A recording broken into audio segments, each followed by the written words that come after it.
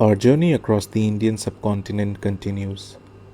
Last time, we walked through the dusty plains and the freezing mountain passes of the north. We explored the ruins of empires and the restless spirits tethered to them. But tonight, we are traveling south. If North India is a landscape defined by conquest and shifting borders, South India is defined by preservation.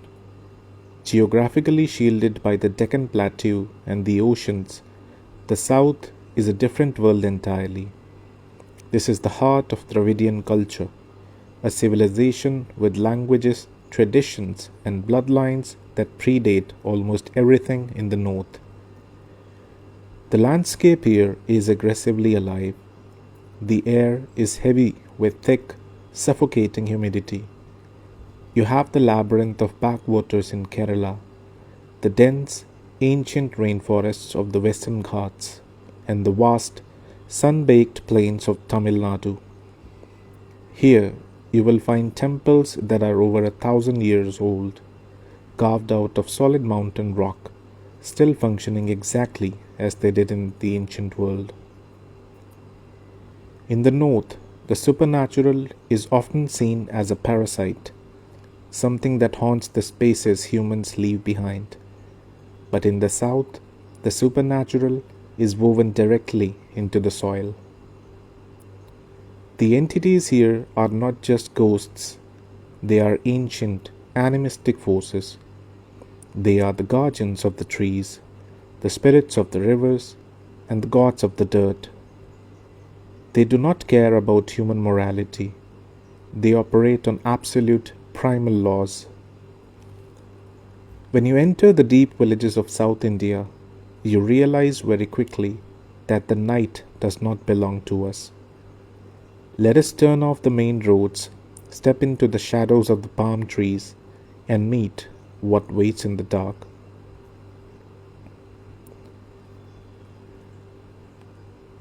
We begin in the lush, coastal state of Kerala.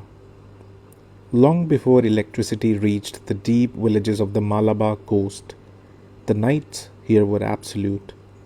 The only light came from oil lamps, and the silence was broken only by the wind through the coconut groves.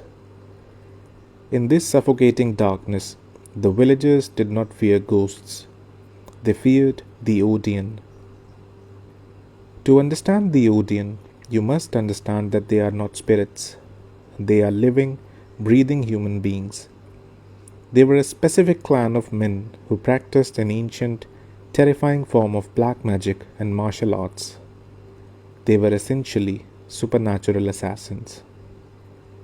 In the feudal era, if a wealthy landlord wanted a rival eliminated or a family terrified into submission, he did not hire thugs. He hired an Odiyan. The terror of the Odiyan lay in their ability to shapeshift. Through the use of a dark, historic paste, often rumored to be extracted from the fluid of a human fetus, the Odiyan could change their physical form. Imagine walking down a narrow dirt path between two flooded rice paddies at midnight. The moon is hidden behind heavy monsoon clouds. Suddenly, the path is blocked. Sitting in the middle of the road is a massive black bull.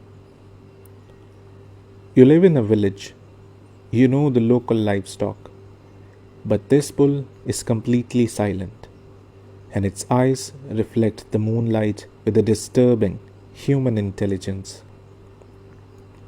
If you turn around, you might see a stray dog with legs that are just slightly too long, moving with a jerky, unnatural rhythm. The Odiyan did not always attack with weapons. Their primary weapon was psychological warfare. They would stalk their victims in animal form, creating a sense of inescapable dread. They could manifest as a cat, a bull, or even just an unrecognizable, shifting black mass in the corner of your vision. They would hunt a person to the point of absolute physical exhaustion and mental collapse. By the time the Odiyan finally struck, usually a fatal blow to the back of the neck. The victim's heart had already given out from pure terror. Today, the feudal lords are gone, but in the deepest, oldest villages of Kerala, if a dog howls with a strange, almost human pitch in the dead of night, the elders will still lock their doors and refuse to look out the window. While the Odiyan brings the terror of the physical world, our next entity belongs entirely to the supernatural. She is the Yakshi. In the mythology of Kerala, a Yakshi is a vampiric entity, but to call her a simple vampire is to rob her of her profound psychological horror. A Yakshi is usually the spirit of a woman who was brutally wronged, tortured, or murdered in her past life. Her return is an act of cosmic vengeance, directed almost exclusively at men. The lore of Yakshi is heavily tied to the senses, specifically the sense of smell. In South India, the pala tree, also known as the Indian devil tree, blooms with small, white flowers. When it blooms, it releases a scent that is intoxicatingly sweet, heavy, and almost narcotic. The folklore states that Yakshis reside in the upper branches of ancient pala trees. The classic encounter is a slow, hypnotic descent into a trap. A man is walking alone on a moonlit village road. Suddenly, the air becomes overwhelmingly thick with the sweet perfume of the pala flower. He hears the soft, rhythmic chime of silver anklets. From the mist, a woman emerges. She is described as breathtakingly beautiful, dressed in a pristine white sari with long, unbound black hair cascading down her back. She will approach the traveler and ask for something simple, a bit of lime for her betel leaf, or perhaps directions to a neighboring town. Her voice is soft, and the heavy scent of the flowers completely clouds the man's judgment. He is mesmerized. He follows her into the dense foliage, completely forgetting his route, his family, and his own safety. But once they are deep in the woods, away from the eyes of the world, the illusion suddenly drops. The beautiful woman's face splits open. Her teeth elongate into jagged fans. Her hands stretch out into twisted, skeletal claws. The Yakshi does not just kill her victims. According to the law, she consumes them entirely. The next morning, all that the village search party will find at the base of the pala tree are the victims' hair, their teeth, and their fingernails. The Yakshi teaches a very simple, very strict lesson. In the deep tropics, beauty is often the most effective camouflage for death.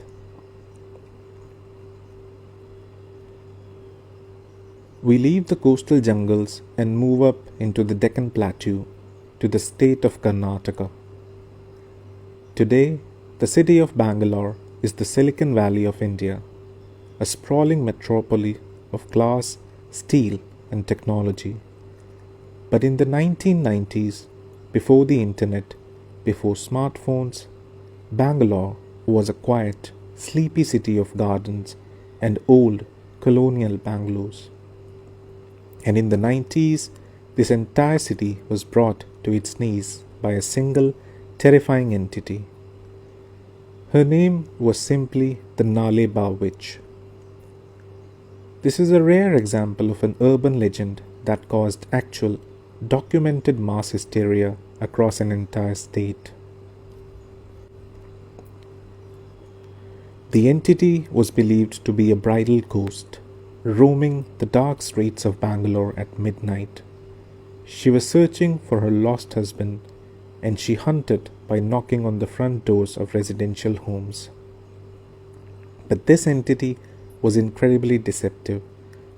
She did not just knock, she would mimic the voice of a loved one. Imagine sitting on your living room at 2 a.m. You hear a knock at the front door.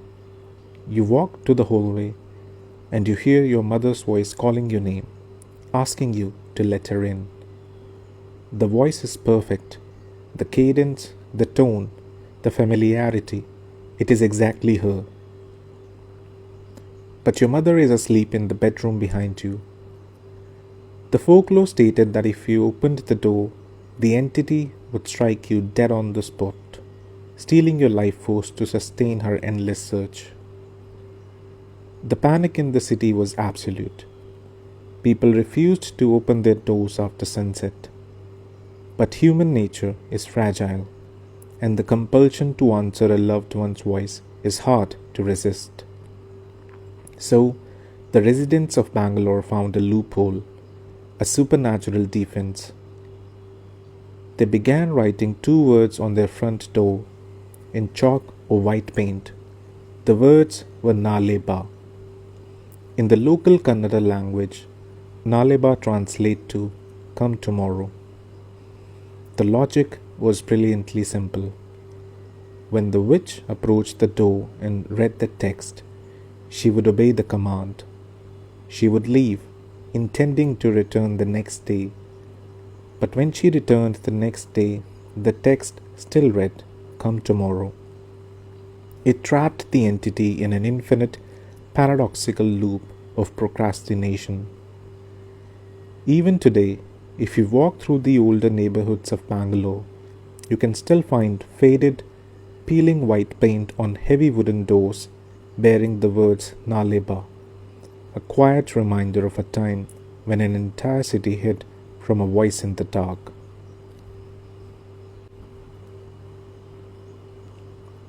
Moving southeast, we cross into the scorching ancient plains of Tamil Nadu. The supernatural framework here shifts dramatically. In Tamil Nadu, the lines between ghosts, demons, and minor gods are incredibly blurred.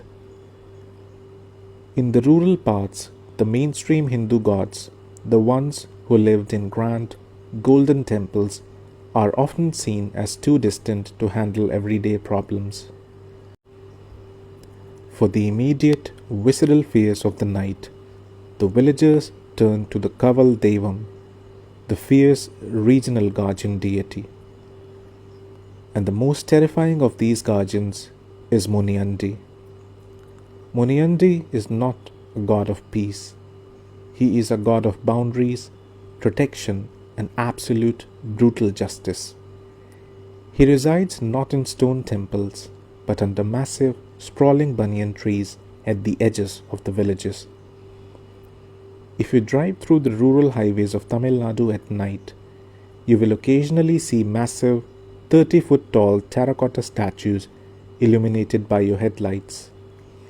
These statues depict a towering, muscular man with a thick mustache, bulging eyes, and holding a massive machete.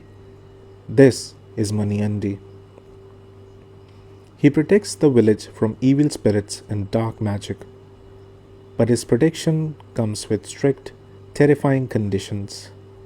He is fiercely territorial.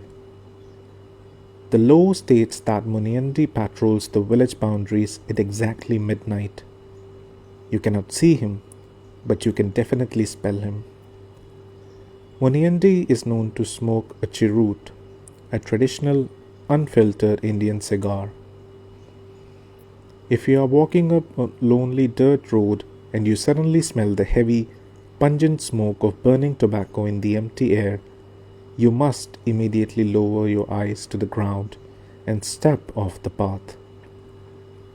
You do not look up, you do not speak, you simply wait for the smell of the smoke to pass. If you look at him, or if you disrespect his territory by walking proudly or being intoxicated in his presence, his wrath is immediate. Victims are not just killed, they are found the next morning completely mangled, as if they had been beaten against the earth by an invisible giant.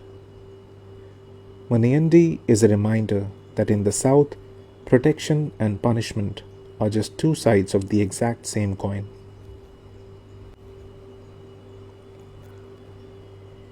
Further up the eastern coast, in the states of Andhra Pradesh and Telangana, the landscape turns into a mix of rocky terrain and deep coastal marshlands. Here, the terror is not a god or a witch, it is an elemental trick. It is the Korivi Deyyam. Translated literally, it means the fire ghost. In Western folklore, there is a concept of the will o' the wisp, a mysterious light that leads travelers astray in the bogs. The Korivi Deyyam shares the same DNA, but its lore is steeped in a much darker tragedy.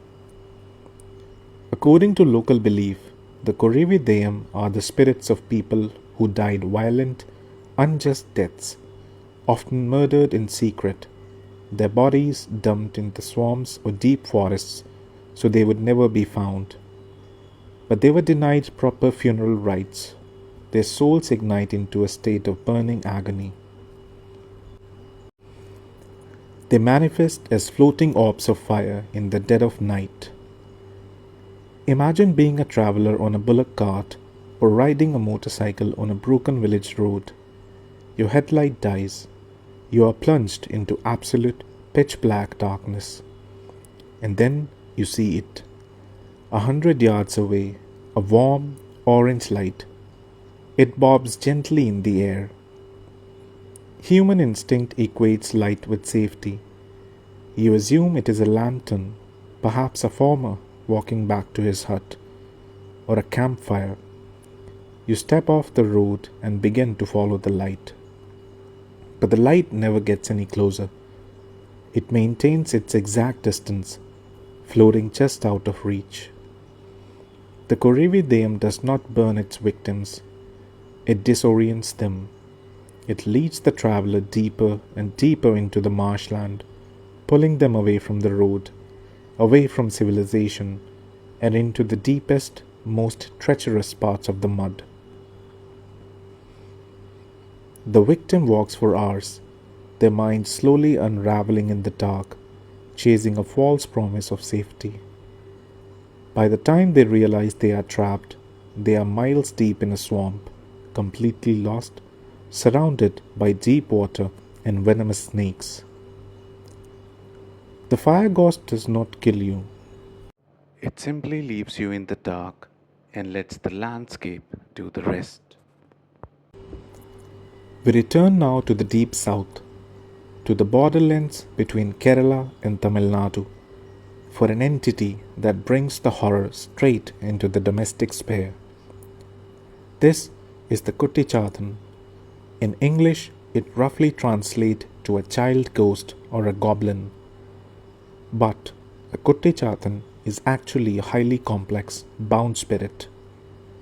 They are the spirits of children, often trapped and bound by powerful sorcerers using black magic. A Kuttichathan is essentially a supernatural servant. Wealthy, greedy families will secretly hire a sorcerer to bind a Kuttichathan to their household. Once bound, the spirit brings immense prosperity. The family's crops will thrive. Their businesses will double in profit. Unexplained wealth will simply flow into their hands. But there is a catch. The Kuttichathan demands constant attention, specific rituals, and daily offerings of food, often raw meat or blood. The family becomes a prisoner to their own supernatural servant. And if the family forgets an offering, or if they anger the spirit, the Kuttichathan turns from a bringer of wealth into a relentless, terrifying poltergeist. The haunting begins subtly. Food left on the table will suddenly turn into human feces. Clothes locked inside a heavy iron almirah will be found torn to shreds or burned to ashes. Then the true psychological warfare begins. The Kuttichathan is famous for throwing stones. Families have reported sitting in their living rooms with all doors and windows securely locked when suddenly heavy river stones began dropping from the ceiling, not thrown from outside, but manifesting directly out of the air inside the closed room, raining down on the family. It is an inescapable, violent chaos, and releasing a Kuttichathan is nearly impossible. The sorcerer who bound it is usually the one who can banish it, and they demand exorbitant prices for the cure. The Kuttichathan is the South Indian embodiment of a very ancient warning: never make a deal with the dark. For our final chapter, we must look at something that blurs the line between human, demon, and god. In the northern tip of Kerala, there is a ritual art form known as Theyyam. To call Theyyam a dance or a performance is a massive insult to the culture. Theyyam is an act of physical, violent possession. Once a year, in the courtyards of the ancient village temples, specific men from designated castes undergo days of rigorous fasting and purification. On the night of the ritual, their faces are painted in terrifying, intricate geometric patterns of blood red, black, and orange. They wear towering headdresses made of coconut fronds, sometimes reaching 20 feet high. As the drums begin to beat, a relentless, deafening rhythm that vibrates in your chest, the man begins to dance. But at a certain point in the night, the man's eyes roll back. His body goes rigid. The human consciousness leaves the body, and the spirit of the ancient deity enters. The man is no longer a man. He is the god. These are not gentle deities. These are entities like Guliga or Muttappan, primal, ferociously aggressive spirits of the soil. When the possession takes hold, the entity will sprint through the crowd. It will leap into the roaring temple fire, rolling in the burning embers without a single burn on its skin. It will demand live sacrifices, biting the head off a live chicken and drinking the blood directly from the neck. The villagers do not run. They fall to their knees in absolute awe and terror. They bring their disputes to the possessed man. The entity acts as a judge, jury, and executioner for the village. If a landlord has cheated a poor farmer, the possessed entity will confront the landlord, screaming in a voice that is not human, demanding justice. And the landlord will obey, because they believe they are looking into the eyes of a wrathful god. Theyyam is the ultimate distillation of South Indian folklore. It is the absolute proof that in this part of the world, the supernatural is not a ghost story meant to scare children. It is a living, breathing, terrifying force that physically walks among us, demanding respect, demanding blood, and maintaining the balance of the universe.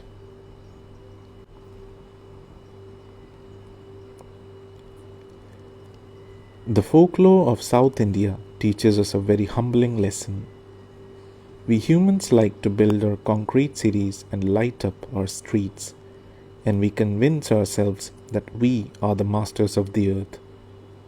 But the moment you step off the pavement, the moment you step into the shadows of the banyan tree or walk down a path lined with pala flowers, you are no longer in control. You are a guest in a very old, very wild house, and the guardians of that house are always watching. Thank you for joining me on this journey through the South. If you survived the humidity and the shadows, please subscribe, leave a comment, and help this channel grow. Next time, we will turn our eyes to the east, where the rivers bleed into the ocean and the magic takes a much darker form. Until then, if you ever smell the sudden, sweet scent of flowers on a lonely road, do not follow. Good night.